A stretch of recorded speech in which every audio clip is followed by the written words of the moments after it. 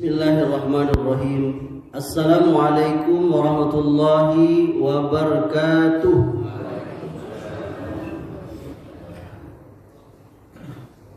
Alhamdulillah alladzi arsala rasulahu bil huda wa dinil haqq liyuzhirahu ala din kulli wa kafa billahi shahida.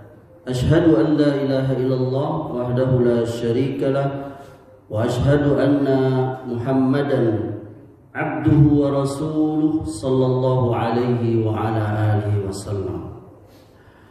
Ayahanda dan ibunda serta saudara dan saudariku, pengurus dan jamaah Masjid Miftahul Jannah yang dimuliakan oleh Allah.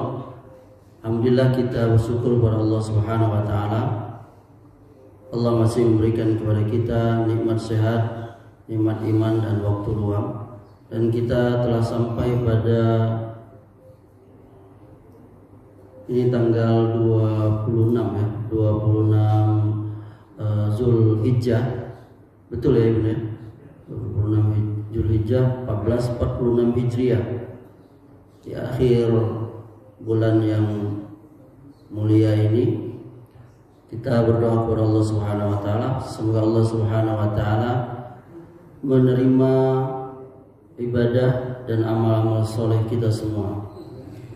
Bagi saudara-saudara kita yang telah melaksanakan rukun Islam yang kelima, yakni menunaikan ibadah haji, kita berdoa kepada Allah semoga Allah Subhanahu wa taala menerima haji dan umrohnya menjadi haji dan umroh yang mabrur, yang Allah balas dengan surga. Dan kita berdoa kepada Allah Subhanahu wa taala juga bagi kita dan saudara-saudara kita yang telah mengamalkan berbagai macam ibadah di bulan penuh dengan barokah ini, salah satunya ibadah kurban.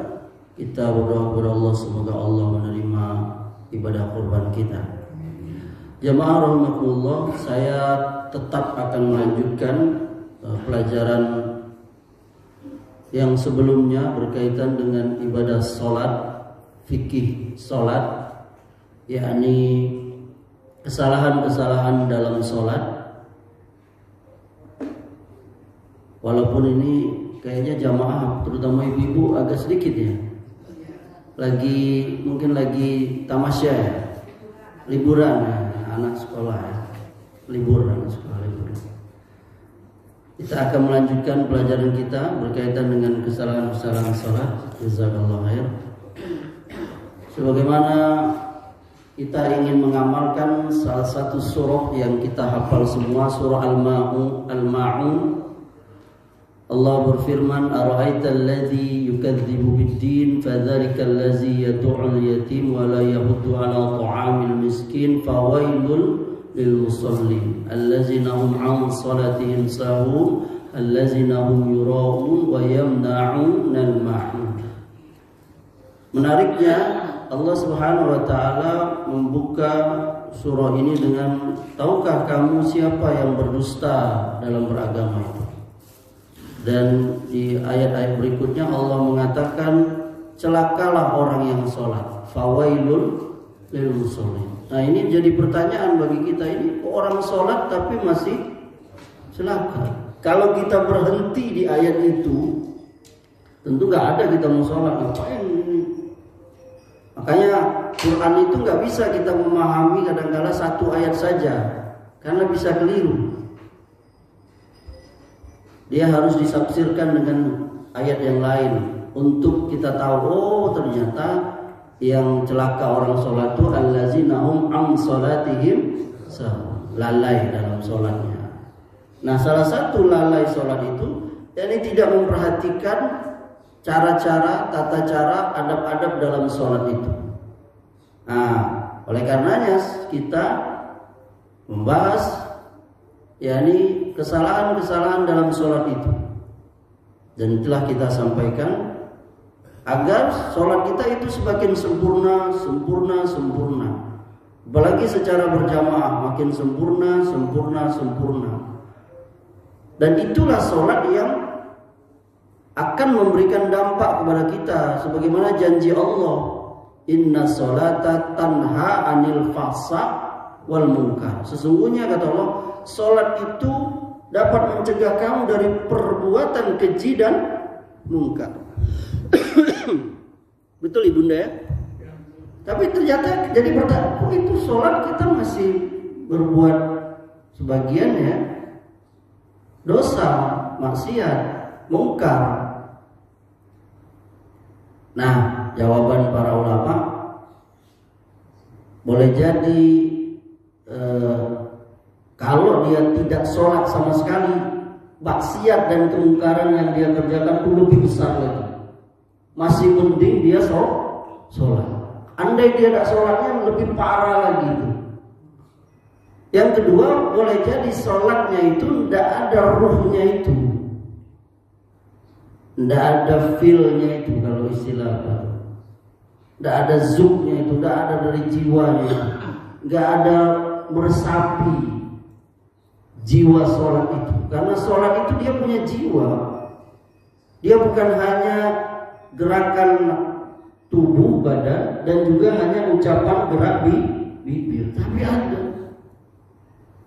kan kita tahu kesalahan sholat itu, kita tahu sebagiannya masuk di kesalahan badan jasmani, sebagiannya barangkali masuk kesalahan ucapan lisan, dan sebagiannya masuk kesalahan hati yang lalai, atau mencakup ketiganya itu. Kita dengan serba ringkas, dan ini tidak membatasi, barangkali tidak terhingga kesalahan sholat yang kita pernah lakukan atau saudara-saudara kita. Dan ini bukan pembatasan, apa yang saya sampaikan ini bukan pembatasan, boleh jadi lebih, dan boleh jadi juga apa yang saya sampaikan ini juga terdapat khilaf di dalamnya. Tapi saya misalnya mengambil satu pendapat dari beberapa pendapat. Kita bagi kesalahan sebelum sholat, sedang sholat, ketika sholat, dan selesai sholat. Ada tersisa dua kemarin, ya, ini kesalahan sebelum sholat itu. Ya, ini sebagian kita sebelum sholat itu ada yang membaca surah An-Nas, Al-Falaq, atau juga Al-Ikhlas, dan juga sebagiannya yakni melafazkan niat sholat. Nah, ini kalau kita kaji dari sunnah Nabi, sebagaimana sabda Nabi, "Shollu kama ra'aitumuni usolli," sholatlah kamu sebagaimana kamu lihat aku sholat, itu tidak ada. Para ulama menyebutkan di kitab-kitab mereka dan penjelasan mereka, Nabi SAW tidak ada riwayat yang menjelaskan bahwa beliau membaca sesuatu sebelum dia mau sholat itu, baik itu doa, zikir, ucapan apapun, termasuk melapaskan niat. Iya, Nabi SAW bahkan tegas di hadis itu, "Iza kunta ila sholat fa asbighil wudu summa istaqbilal qiblah fakabbir." Kalau kamu mau sholat, kata Nabi, sempurnakan wudu, ngadok kiblat, takbir. Jadi tidak ada bacaan An-Nas, Al-Falaq, Al-Ikhlas, Rabbi auzi'ni an ashkur, Rabbi auzi'ni bin hamazati syayatin, wa a'udzubika Rabbi ayyadurun, dan sebagai, atau astagfirullah, apalagi yang sambil ngelus-ngelus dada sebelah kiri, itu gak ada. Ya, sebagiannya kita meninggalkan sunnah, sebagian kita meninggalkan sunnah tapi malah melakukan lawan daripada sunnah itu. Kata para ulama seperti Imam An-Nawawi, Ibnul Qayyim, ini sesuatu yang tidak ada. Bahkan jangankan nas atau hadis yang sahih, hadis palsu aja nggak ada katanya. Bahwa Nabi mengucapkan sesuatu sebelum sholat itu, yang hanya membuka. Pertanyaannya, lalu kenapa sebagian orang, bahkan mungkin sebagian ustaz, sebagian dai, mengajari jamaahnya untuk melapaskan niat. Memang kata para ulama, setelah ditelisik itu dari kesalahan sebagian murid Imam Syafi'i dari memahami perkataan Imam Syafi'i. Beliau mengatakan bahwa tidak sah sholat itu melainkan dibuka dengan ucapan. Padahal kata Imam Nawawi, maksud Imam Syafi'i di situ yakni ucapan takbir, bukan ucapan niat. Usolli fardhu ini arba'a rakaatin salasa rakaatin kiblatan mustaqbilal kiblatan makmuman imaman kodoan apalah, nggak ada. Kok Ustaz Amri hafal? Ya dulu dia hafal, disuruh diajar. Dan setelah saya periksa, memang di buku-buku yang ngajarin itu nggak ada sebutkan ini hadis riwayat siapa. Coba ibunda kalau ada buku itu yang ngajarin usolli apa, coba di bawahnya ada nggak tulisannya hadis riwayat siapa? Karena semua tata cara sholat itu ada hadisnya riwayat siapa, itu bisa diperiksa. Dan kata para ulama, al-qasd niat itu qasdu kehendak, dan itu tempatnya di mana? Di hati. Tidak ada hubungannya dengan lisan. Kalau ada perbedaan antara lisan dengan hati, maka yang dipegang mana? Hati. Karena lisan bisa tidak bisa berbohong, tapi hati tidak bisa bohong. Orang niatnya sholli fardhu maghribi salasa rakaatin mustaqbilal kiblati adaan imaman lillahi ta'ala. Yang contohnya lillahi ta'ala itu apa artinya ya? Karena Allah. Betul karena Allah? Lisannya mengatakan karena Allah. Betul? Betulnya diperiksa hatinya. Apa sih amr ini lillahi ta'ala karena Allah tuh dari hatinya itu. Jangan-jangan dia sholat dulu waktu masih bujangan karena ada calon mertua.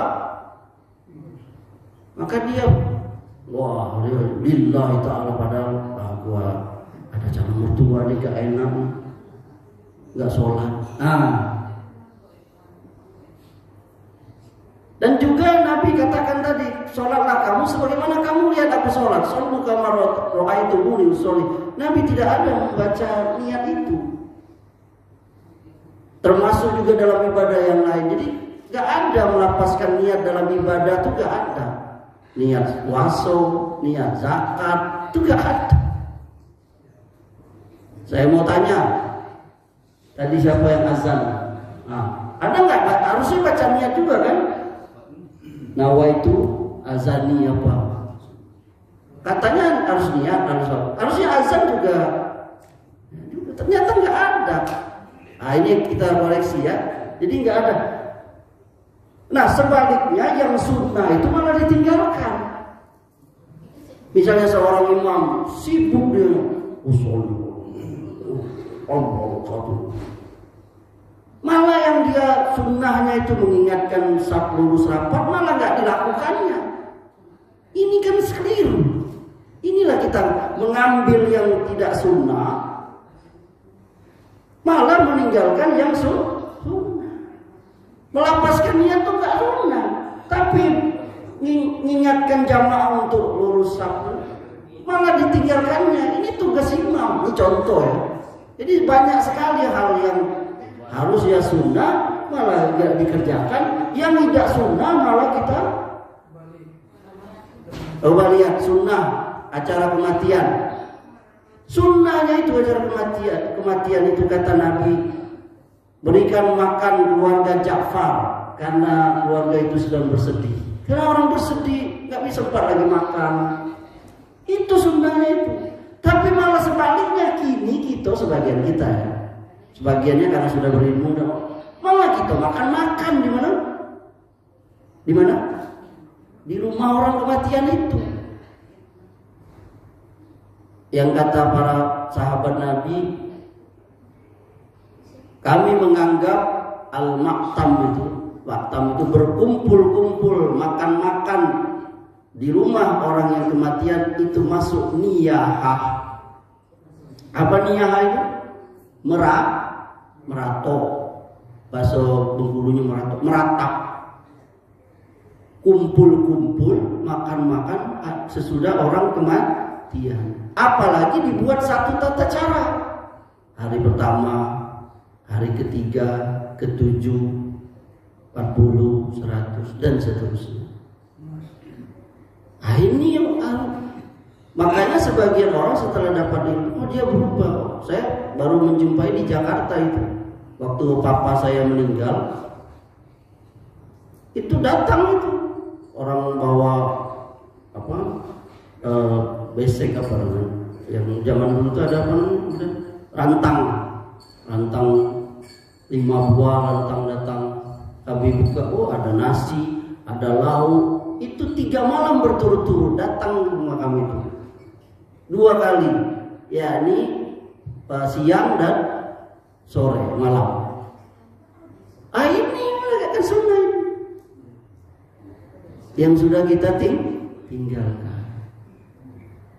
Kenapa? Karena keluarga itu sedang berduka, dia nggak sempat masak. Bahkan lisan Nabi langsung beri makan keluarga Ja'far karena sedang berduka.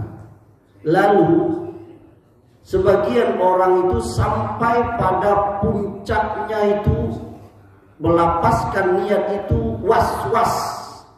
Oh, ini bahayanya penyakit was-was. Sebagian orang was-was dalam ibadah, bahkan sebagian orang was-was dalam hidup. Ini ngeri sekali, ini dari syaitan. Oleh karenanya ayat ini kita harus hafal lah. Sayang kalau kita nggak ngapal ayat atau surat ini, surah An-Nas itu. Qul a'udzu birabbin nas, malikin nas, ilahin nas, min syarril waswasil khannas. Allazi yuwaswisu fi sudurin nas minal jinnati wan nas. Lihat, kita disuruh berlindung dari waswas syaitan yang membisikkan kepada kita. Karena penyakit waswas ini bisa kena siapa saja. Dalam sholat, Amri waktu nyantri dulu, ada teman saya itu saya hitung waktu kami belajar sholat malam, itu dia pernah saya hitung bolak-balik, saya hitung 30 kali dia wudhu. Saya bingung ini kalau apa. Aku merasa belum sempurna tadi itu wudhu, sampai basah dulu kain itu. Ini was-was. Setelah saya perhatikan, Amri perhatikan, wudhunya sudah sempurna. Dia sudah cuci tangan, sudah kumur-kumur, bersih hidung, istinsar, basuh muka, tangan, kepala, telinga, kaki, udah zikir. Tapi bolak-balik, dan itu setiap hari, setiap sholat. Bayangkan, saya menasihatinya, ini gimana ini? Was-was dalam ibadah wudhu, dia merasa belum bahkan diberi lagi oleh setan merasa kentut. Rasu kentut, rasu batal. Bahaya, bukan lagi bahaya was-was ini dalam ibadah. Jadi ragu terus. Ini dah pinternya setan di situ. Pertama kita dibikinnya tidak ibadah. Kalau kita masih digadanya lagi, tidak ikhlas. Sudah kita ikhlas, digodanya lagi was-was. Bayang betul ada. Sehingga orang was-was duduk tadi itu. Ini benar-benar terjadi di kehidupan nyata sebagian kita ini. Mungkin ada jamaah sini mungkin. Hilangkan itu was-was. Di zaman Nabi ada sahabat yang seperti itu. Nabi nasihati apa kata Nabi? Sahabat di was-was soal kentut. Kata Nabi, jangan kau anggap batal. Kurang lebih maknanya seperti itu ya. Jangan kau anggap batal.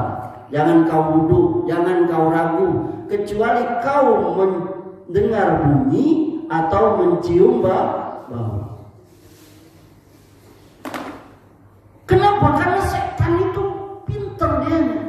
Bahkan ada setan yang ini di dalam riwayat itu, yang kerjanya itu murid-murid anus, sehingga kita jadi ragu, ikulah kentut apa belum?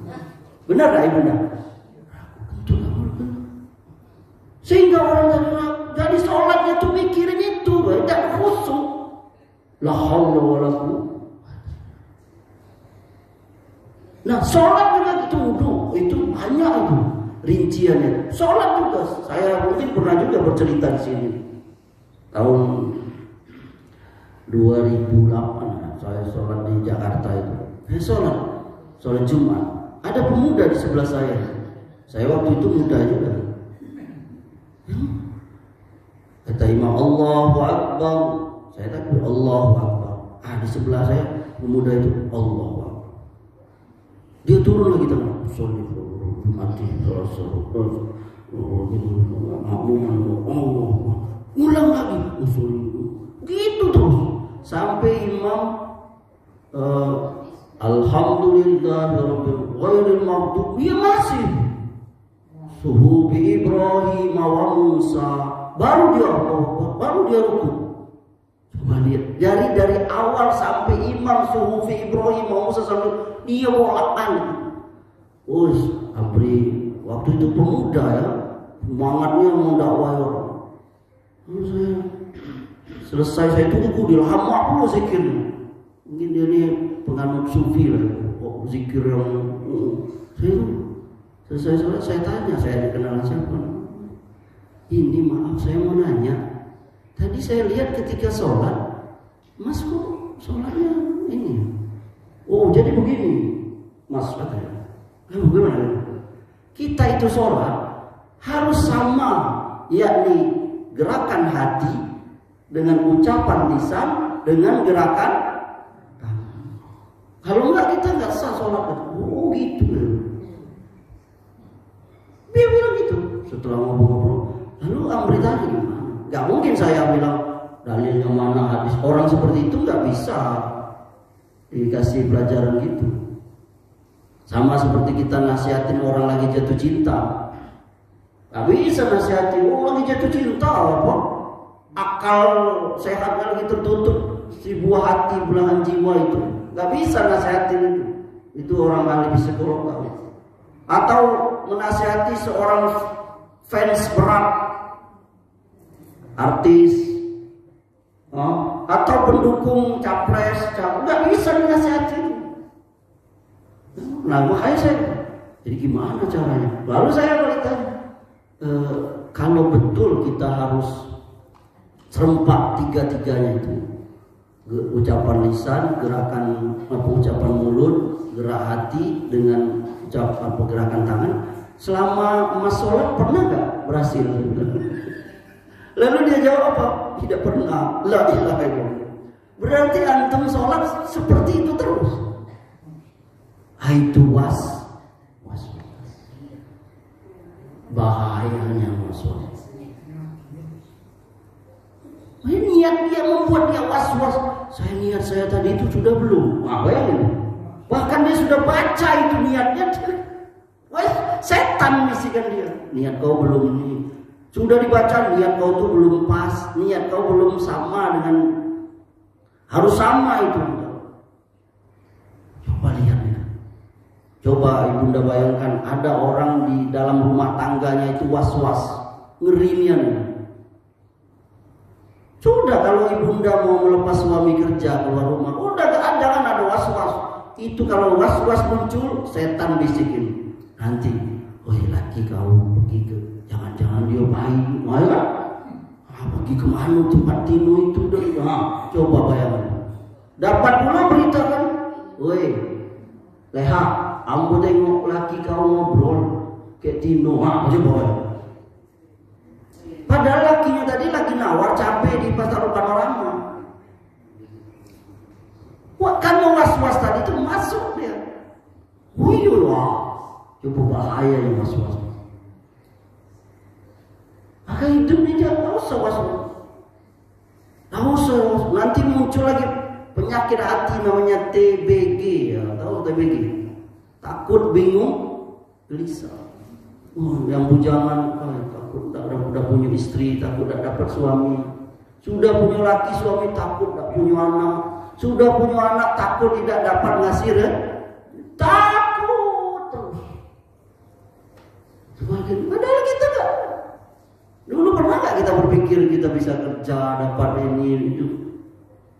Dulu kita menganggap rezeki kita dari orang tua. Tapi berjalan hidup kita mandiri, kita bisa ngontrol. Begitu pula nanti anak kita, serahkan semua kepada Allah. Selama kita udah ikhtiar didik anak kita, betul ya, menyekolahkannya. Udah serahkan, jangan ada was-was begini. Hilangkan itu. Coba lihat tadi itu ibadah masuk was-was tadi, ya subhanallah.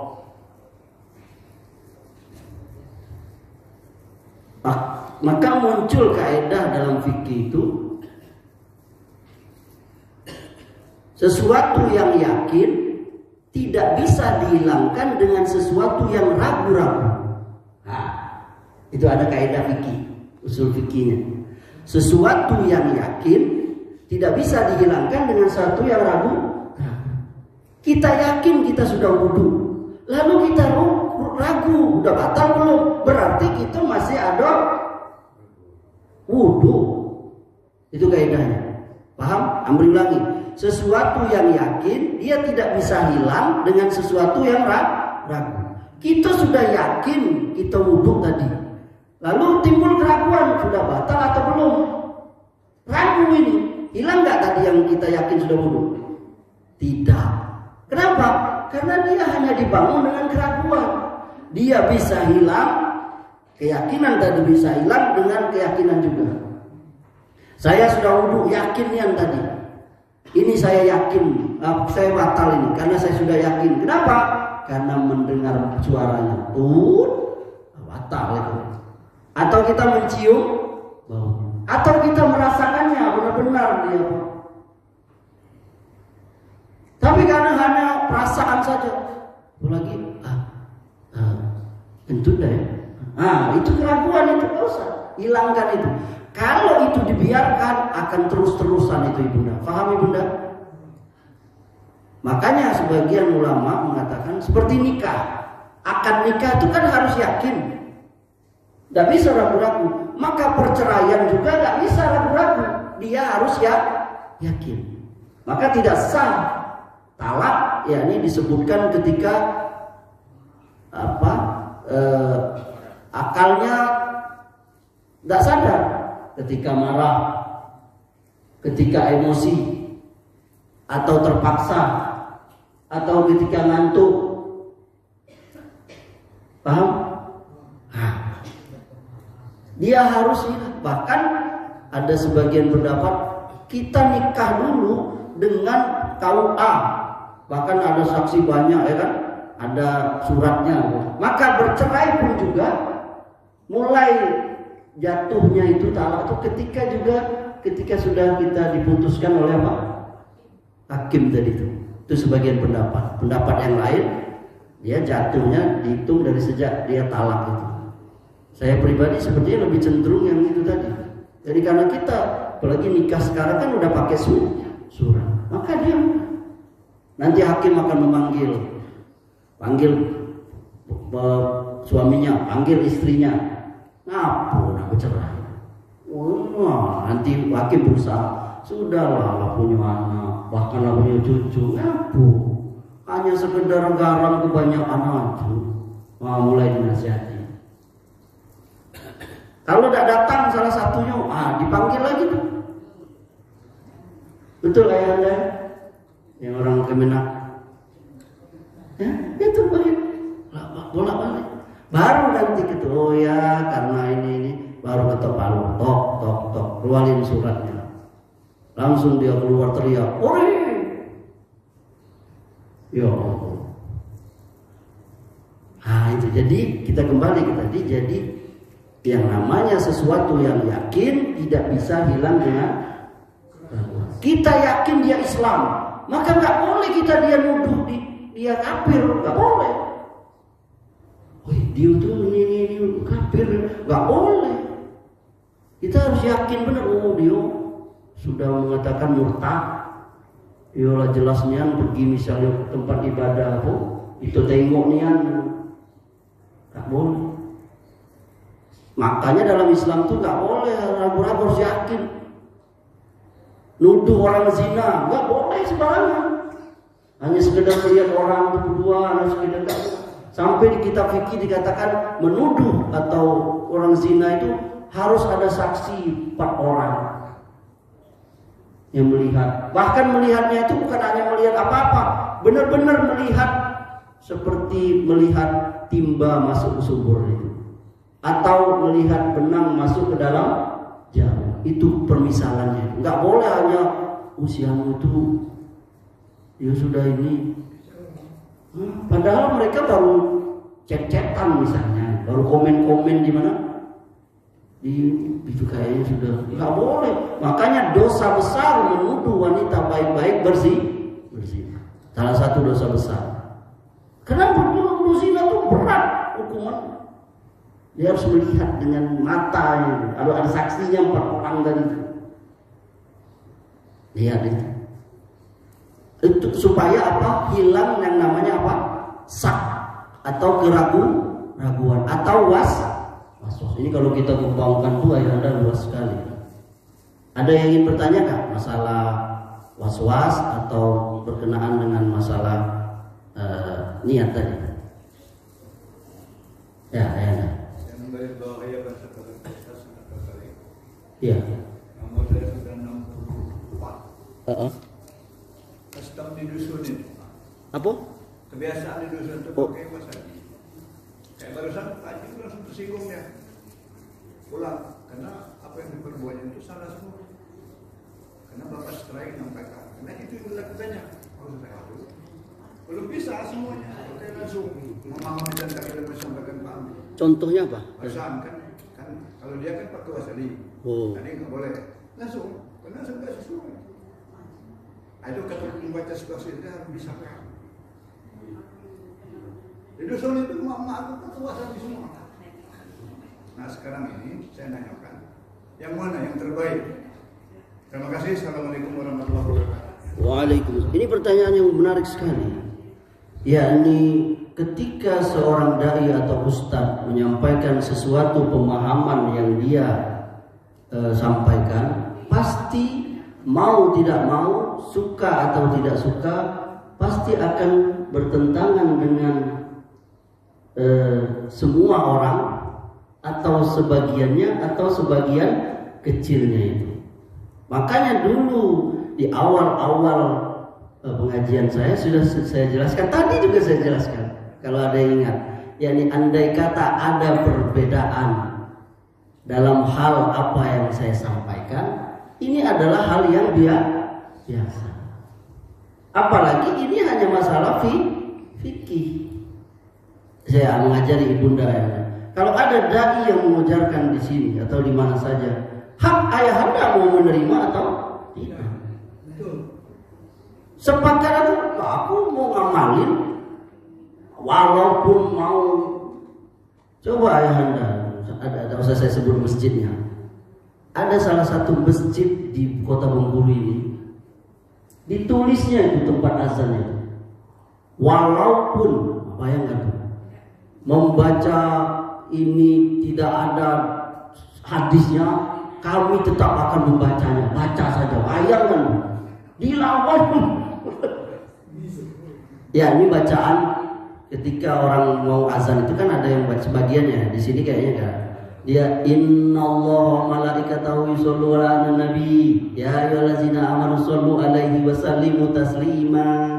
Ya kan? Baru di azan. Amin. Nah, itu ada ustadz yang nyampaikan di masjid itu. Dan terjadi keributan. Bukan kalau kayak ini masih ada kata ayah tadi kan. Tapi saya yakin sepertinya mau buang air, bukan baik sangkanya ya. Nah, itu terjadi sampai ditulis oleh pengurus itu. Dan saya pun pernah ngalamin di masjid itu yang saya maksud tadi. Jadi ketika saya ngisi sholat tarawih ya, waktu itu saya mimpin sholat isya. Waktu itu saya hendak membaca Bismillah Zahar. Saya langsung Alhamdulillahirabbil alamin. Ketika selesai sholat sunat isya, pengurus masjidnya langsung di sebelah saya, dia bisik, Ustaz, nanti tolong baca Bismillah ya. Wah, saya langsung, oh ya, tolong kuat.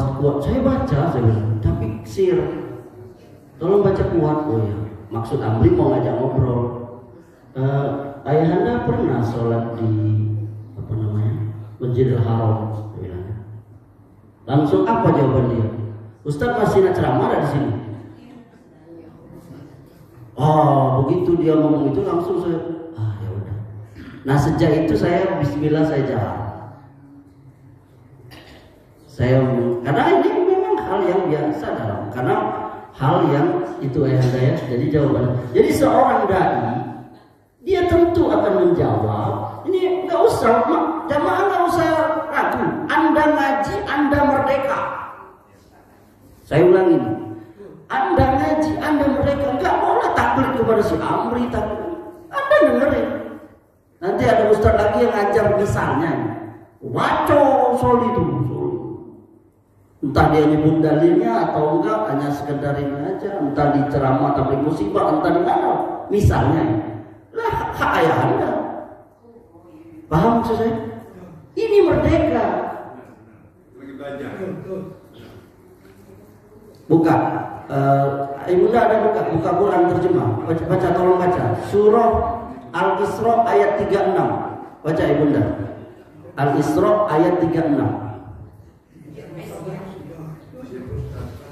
Karena kalau kita terbiasa ngambek atau apa, ini hal yang biasa. Paham maksud ayatnya? Hal yang biasa perbedaan ini, karena pasti ada. Apalagi dalam masalah fikih, makanya ada mazhab itu. Kan Amr bilang tadi itu. Kenapa kalau ada yang bertanya, kenapa ada yang ngeraskan usuli? Kan saya bilang tadi. Kenapa ada yang menghapuskan niat? Sebagiannya karena ada dari perkataan Imam Syafi'i, murid Imam Syafi'i yang salah paham tentang. Nah ini kan baru kata saya. Kalau ayahanda ibunda mau tahu ya memang harus buka kitabnya. Nah gini ya Ustaz, dilihatin dari buku kan banyak yang pakai wasabi. Nah makanya Amri bilang tadi, kalau ada yang nanti periksa di rumah, ada nggak usolinya? Lihat di bawahnya ada nggak hadis riwayat siapa? Ya kan belum sampai ke situ kajiannya. Iya. Nah, jadi balik kalau itu diharuskan saya harus Ustaz, saya juga bingung gimana metodenya. Kayaknya saya bilang udah usah sampaikan, nggak bisa. Karena orang yang di sini juga nanti akan ada yang menyampaikan baca usuli misalnya. Itu hak dia kan? Hak dia. Nanti saya, Amri dan orang yang menyampaikan sebaliknya, dia akan bertanggung jawab, akan berhadapan dengan Allah. Kenapa kau ajarkan ini? Kenapa kau tidak ajarkan ini? Kenapa kau larang ini? Kami yang akan, dan sekali lagi jamaah atau ini audiens merdeka.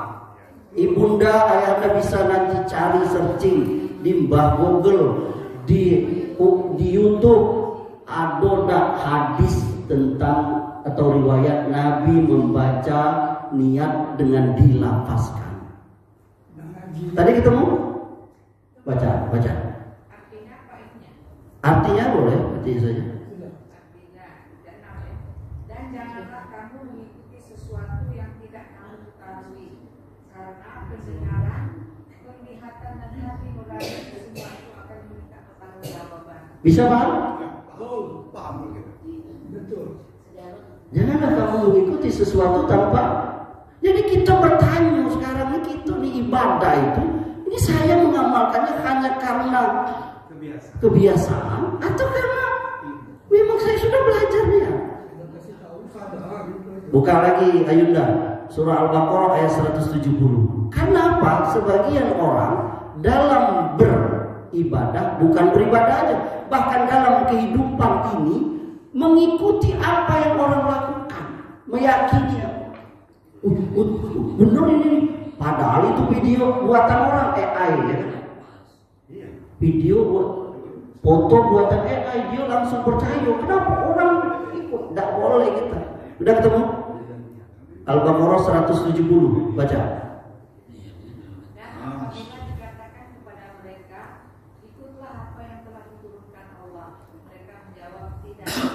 Kami mengikuti apa yang kami dapati pada nenek moyang kami yang melakukannya. Padahal nenek moyang mereka itu tidak mengetahui apapun dan tidak ada petunjuk. Bukan kata apa itu, kalau kata Quran. Kalau tidak percaya berarti maksudnya apa, Amri? Kita beribadah itu harus dengan ilmu. Bukan beribadah aja, berhidupnya harus dengan ilmu. Bukan kita ikut-ikutan gitu. Kalau kita yakin dengan sesuatu, ayahanda ibu, kita tak tergoyahkan. Dan juga kita tidak cepat tersinggung. Kalau nanti ada ustaz yang ngajarin berbeda dengan kita yakini, paling dalam hati itu kan kata ustaz, saya udah dapat ini ilmunya, itu kan dalam hati aja. Merdeka, paham? Tidak boleh seorang dai ngajari taklid Allah harus ikut saya, enggak. Paham? Contoh sholat ini kita lagi ngaji sholat. Ada nggak orang sholat itu yang dia karena pak turut saja sesuai ayat tadi, surat 1736, surah Al-Isra 36, Al-Baqarah 170. Ada nggak orang yang sholat itu dia melakukan sholat karena pak turut saja, ikut-ikutan saja? Ada? Cuma satu yang jawab. Ada? Ada. Bahkan mungkin sebagian besar kita yakni sholat itu karena mengikuti orang banyak. Tidak pernah niat gitu bagaimana cara sholat tuh yang menurut sunnah Nabi itu, belajar sama ustaz. Tapi gitu sholat aja, ikut aja. Sehingga ada yang gitu saya bilang tadi, sholat coba itu dari mana? Atau yang ini nempel. Dan itu masih banyak. Kenapa? Karena dia nggak pernah kita tidak menyalahkan dia, kita tidak mengatakan dosa, tidak. Mungkin dia melakukan itu karena tidak Ustaz, masih boleh bertanya? boleh. Ayahanda sudah cukup. Kalau saya tidak ada Masih bertanya? program. Nanti dulu Pak. Karena saya begini, karena membaca lingkungan saya. Membaca lingkungan. Sampaikan yang benar. Jadi maksud saya, yang disampaikan Pak itu aku pun senang lebih baik karena ilmu. Dengan adanya orang yang sudah melakukan seperti yang disebut apa seperti ini hal itu, makanya belum sempat sampaikan. Iya, karena ayahanda, kalau misalnya pertanyaannya dibalik, cak mana jadi cara memberitahunya? Itu. Kecuali kalau saya bilang, Belum sempat dia melakukan seperti itu. salah, masuk neraka kamu. Nah, itu iya. Tapi karena saya ini karena memang pas momennya Ya kan senang kita. belajar, jadi tahu kan. Bahkan saya mempertegas, Anda jangan taklid sama saya, cari lagi. Siapa tahu Amri ada. Aduh, Ustaz Amri habis tuh. Amri tidak tahu nih Bukhari nomor sekian misalnya. Kasih tahu Amri, dapat pahala nggak? Dapat. Saya rujuk. Oh iya salah, ternyata ada hadisnya di Sahih Bukhari, Nabi itu sebelum sholat baca usholi, fardol ini segala macam. Kenapa kita sholat subuh 2 rakaat? Kenapa kita sholat subuh 2 rakaat? Karena ada hadisnya. Siapa? Siapa yang ada? Kalau sepanjang saya ketahui bahwa itulah pas usul itu. Kalau niat tetap dalam hati. Jadi saya bilang bahwa Ustaz kalau ngomong niat nggak salah. Yang kawan juga ngomong itu lapasnya apanya salah, ya itu harus dilapaskan Ustaz. Karena dia nggak puas kalau nggak dilepaskan. Ya jadi lapas Rusadi itu dengan niat dalam hati itu harus memang saya jaga Ustaz. Jadi itu sepanjang saya ketahui. Nah, kita diskusi ya, ya. Amri tanya sama Anda. Perkataan bahwa niat itu harus dilapaskan itu perkataan Ayahanda atau perkataan siapa? Bukan Pak. Saya lupa saya pernah baca dalam buku apa saya lupa ya. Ya. Lupa. Lapasnya Usali, ya. Dia pakai Usali, tapi niatnya dalam hati. Oh. Jadi seiring Usalinya itu dengan hati itu sama Pak. Makanya kalau sebagian besar orang di pedalaman ya pakai Usali itu niatnya dalam hati. Sengaja aku selalu mengeluarkan nilai ta'ala itu dalam hati Usalinya. Lalu bagaimana kalau ada orang yang tidak membaca itu? Sah atau tidak? Pengetahuan yang saya terima beberapa dai yang terima cukup dengan niat itu sudah bisa. Abu Samad juga ngomong juga seperti itu. Nah tapi maksud saya tadi agar tidak terjadi perbedaan antara satu dengan yang lain itu saya sering terima di masjid ini itu salah, itu dhaif itu Pak. Jadi jangan menghakimi dulu sebelum kita ketahui apa yang sebenarnya. Jadi begini. Nah terus saya dulu. Saya sering ketemu Pak di masjid ini. Itu dhaif, itu salah. Jangan Pak. Siapa tahu ilmu kita belum sampai ke sana. Contoh dulu. Astagfirullah. Salat sebelum dan sesudah salat fardu. Itu ada dai menyatakan bahwa itu tidak ada dalilnya. Setelah tahu malah diumumkan bahwa itu memang ada dalilnya. Jadi maksud saya ilmu kita ini terbatas Ustaz. Jangan menghakimi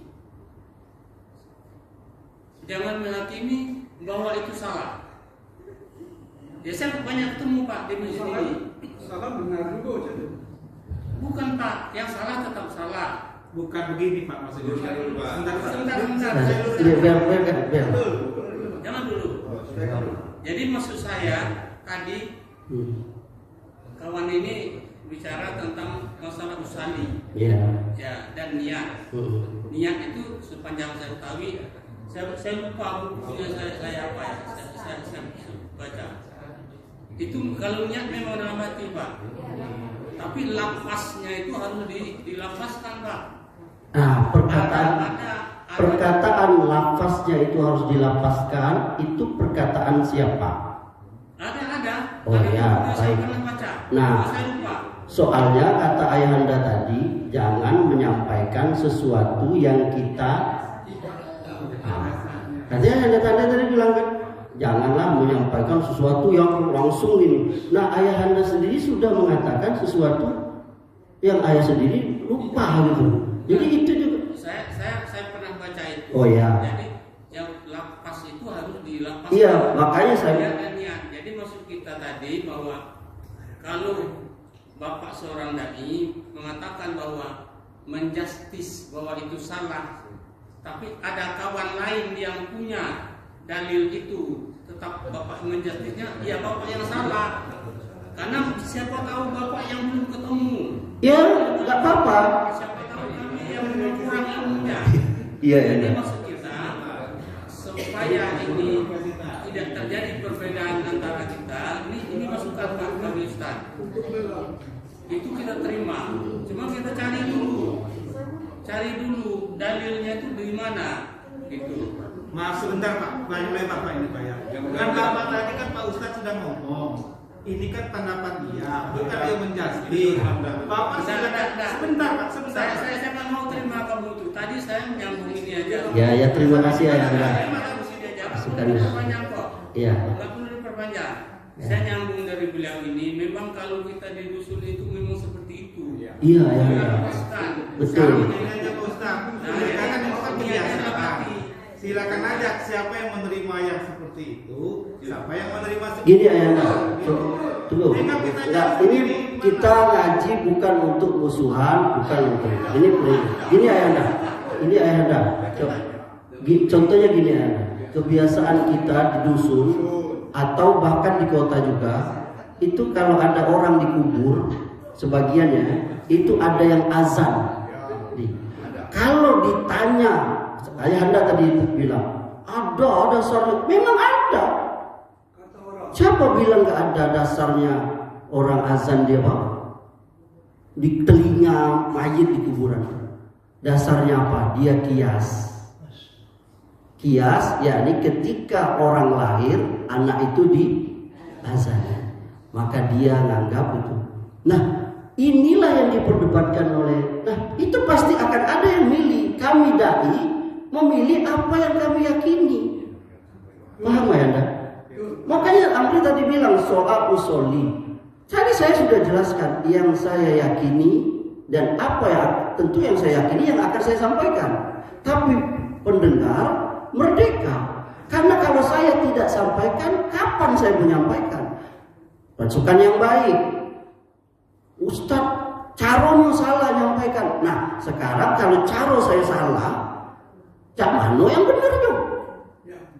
Karena ini saya menyampaikan, menurut saya ini cara yang terbaik ketika membahas masalah sholat. Ketika bab kesalahan-kesalahan sholat, ini pun sudah 2 kali saya sampaikan. Karena ini pembahasan kedua kalau nggak salah. Saya di awal sudah katakan bisa jadi apa yang saya sampaikan ini terjadi perbedaan. Nih saya contoh. Nih masalah ini oh maaf, kasih contoh. Sini punya mau? Nih. Nih, ini jadi perbedaan pendapat ulama. Ada yang membolehkan, ada yang mengharamkan bahkan. Ada yang boleh-boleh saja, ada yang menyunahkan. Tapi saya pun sendiri memilih, saya tidak. Bahkan saya kuat mengatakan ini bid'ah. Tapi saya tidak menyalahkan. Karena itu urusan dia. Dulu pernah saya sampaikan di sini kalau salah. Nah itu ayahanda, mudah-mudahan bisa. Soal nanti ada yang setuju, bahkan semua jamaah ini keluar, itu biasa itu. Maaf Ustaz Amri, tidak dokan saya panggil lagi Ustaz. Wah saya udah berapa masjid kayak gitu. Hal yang biasa, merdeka. Tuh ayahanda tadi jemput Ustaz Abdul Somad, saya sudah nontonnya. Tapi dia nggak ada nyebutkan ada, kan makanya saya bilang ada hadisnya. Dia cuma mengatakan boleh saja. Itu hanya membantu hati. Saya tanya, perkataan Anda boleh saja itu membantu hati, itu perkataan siapa? Perkataan dia. Saya juga bisa berkata itu nggak ada. Menurut saya, akhirnya agama ini menurut kita masing-masing. Yang benar agama itu menurut Allah dan menurut Rasul. Makanya saya bilang, kenapa kita sholat subuh 2 rakaat? Karena ada hadisnya. Ada yang berada 3 rakaat? Ada. Nah itu yang saya bilang. Tapi kalaupun ada yang tidak sepakat, ya nggak apa-apa. Ini itu maksudnya. Kecuali kalau Caro Amri menyampaikan yang saklek, udah bohong itu ya, masuk neraka itu. Berhentilah yang ngaji lagi dengan wah itu iya. Jangan ada lagi lagi. Saya pikir ini menurut saya ya. Cara saya sampaikan itu insya Allah bertahap. Lalu ya tadi suruh buka baca Quran. Jangan kamu mengikuti sesuatu. Mau ikut siapa aja nggak boleh kita ikut taklid buta. Omong tanya. Menurut firman Allah tadi kan surah Al-Ma'un. Ara'aital ladzi yukadzibu bid-din. Tahukah kamu yang mendustakan agama kamu? Satu, yang kedua, fawailul lil musallin alladzina hum an sholatihim sahun. Nerakawilah orang-orang yang melalaikan sholat. Sudah sholat kan? Betul. Merah kawin. Iya.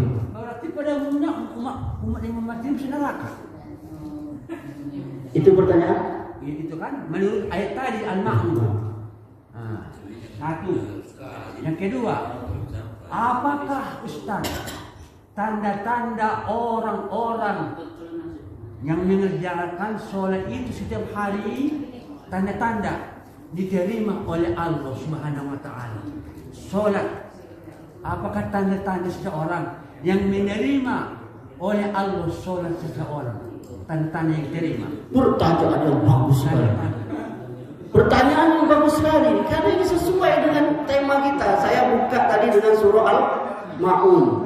Ara'aital ladzi yukazzibu biddin. Tahukah kamu pendusta agama?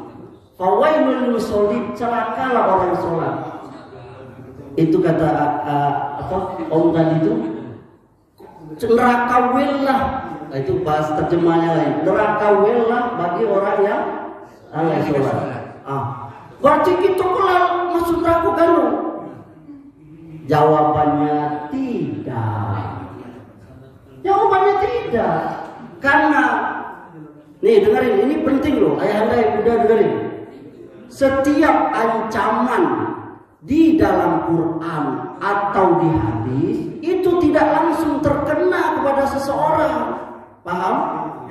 Saya ulangi. Setiap ancaman di Quran hadis tadi tuh neraka wel bagi orang yang lalai sholatnya. Dilihat lagi dia sholatnya lalai tadi, kenapa? Kalau ada penghalangnya, dia tidak terkena paham? Jadi dia punya apa dia lalai itu? Misalnya karena dia belum tahu. Dia belum tahu nih bahwa sujud itu tidak boleh. Dia sujud seperti itu berdosa dia. Berdosa. Berdosa dia. Tidak, karena dia belum. Itulah fungsinya kita ngaji. Jadi jangan dipahami kalau Amri nyebut ayat atau hadis ancaman langsung saya nuduh. Kullu bid'atin dolalah wa kullu dolalatin finnar. Setiap sesuatu yang baru bid'ah. Langsung tersinggung ayat Allah. Masuk neraka. Salah itu. Tidak langsung nuduh. Dilihat lagi dia melakukannya kenapa? Karena dia bodoh. Dia belum tahu kata ayahanda tadi orang dusun. Tidak pernah dia baca Quran yang terjemah itu tidak pernah. Arti itu ini. Tidak pernah dia sholat. Dia rajin sholat. Maka insya Allah dengan keikhlasannya itu, dengan taatnya itu tertutupi. Paham maksud saya? Jadi jangan langsung kecil hati. Berarti selama ini gawe aku azan dalam kubur itu masuk neraka. Enggak. Karena belum tahu. Kita pun semua seperti itu. Paham? Tadi yang kedua apa? Yang kedua, apakah tanda-tanda? Ini berarti gimana cara mengetahui seseorang itu diterima? Ya, silakan. Diterima. Nah, secara hakiki kita nggak tahu. Karena yang tahu hakiki diterima sholat itu Allah. Secara hakiki kita nggak tahu. Apalagi masalah hati. Dia sholat, saya nggak tahu kenapa Anda sholat, itu Allah. Goib. Tapi dari zohir kita bisa tahu orang itu diterima sholatnya. Tadi itu apa? Yakni tercegah dia keji dan munkar. Biasanya dia dulu sebelum sholat suka gibah, bohong, dusta, melawan. Sejak dia rajin sholat tidak lagi. Itu boleh jadi insya Allah termasuk diterima. Cirinya itu insya Allah. Paham? Demikian barangkali cukup. Saya mohon maaf sepertinya subuh ini agak saya kalau itu kesalahan dari saya cara nyampe, saya mohon maaf yang sebesar-besar. Karena mungkin kata Imam Syafi'i, andai kata kamu mau memuaskan, membuat orang suka sebuah barang, itu hal yang tidak mungkin. Karena Nabi saja yang paling baik dakwahnya banyak yang dakwah. Apalagi hanya si Hambri yang ilmunya seumprit ini. Tegas saya, tetaplah kita belajar di mana saja tidak cukup, apalagi hanya dengan saya. Wassallallahu ala nabiyina Muhammadin wa ala alihi wasallam wa akhiru da'wana alhamdulillahirabbil alamin. Wabillahi taufiq wal hidayah. Assalamualaikum warahmatullahi wabarakatuh.